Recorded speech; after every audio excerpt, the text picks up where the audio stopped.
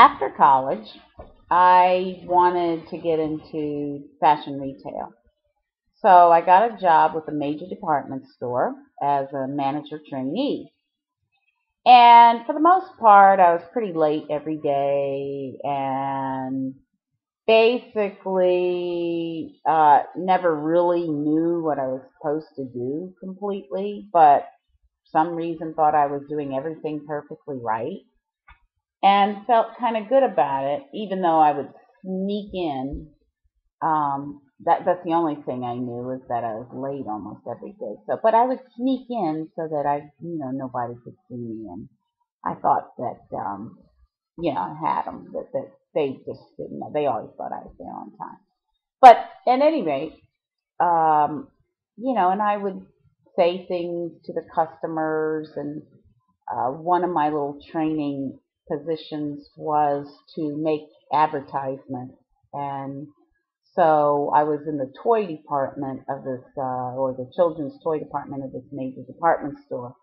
And I worked in the buying office, and the assistant buyer asked me to just make up some words on an advertisement for some of the little toys that they had in that department. And one was a bowling ball, and it was a bowling pin toy. So I thought it would be really cool, and I had the sign all printed out and everything, and put the sign up the following week.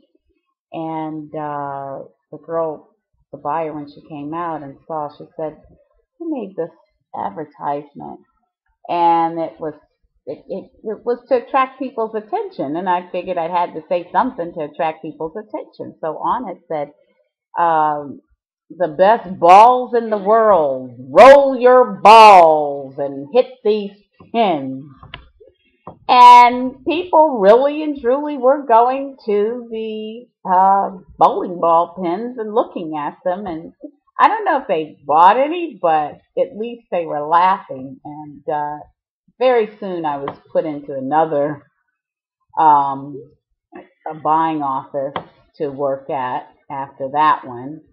And I don't know if maybe that kind of, went around the department store, that I was pretty good at writing advertisements for them, because then I was asked to write, I was put in a shoe department after that, and I was asked to write advertisements for they had these new cool boots that came in, and the assistant buyer asked me to do the same thing, and I thought, wow, this is probably, what I should be doing.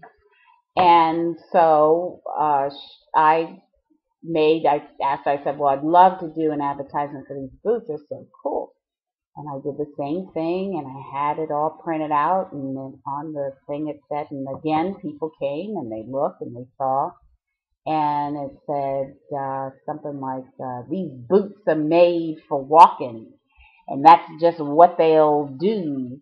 One of these days, these boots are going to walk all over you." And after that, I was put into another department in which I was working with another buyer. So I really didn't, you're supposed to kind of stay in one department for that whole training year, but for some reason I was switched around, probably because I was so good at doing the advertisements. But by the last one, the girl told me she said, my father always told me that it's best to just don't talk unless someone asks you a specific question. So I stopped talking so much after that. But I do remember being called up to the district manager's office, and they were calling all the management trainees up there towards the end of their training program to find out where in retail they would like to be hired. And she called me up, and we sat down, and she said, "Well, do you know why you're here?" And I told her, because I was pretty smart at this, I said, "Well, yes, I do know. You want to know where I would like to be hired? And she said, well, that's one thing. And I said, and there's one thing I know for sure, and that's the squeaky wheel gets the grease. And she looked at me kind of strange and said, yeah, the squeaky wheel gets the grease. And she continued on, and later I found out that they didn't need me anymore.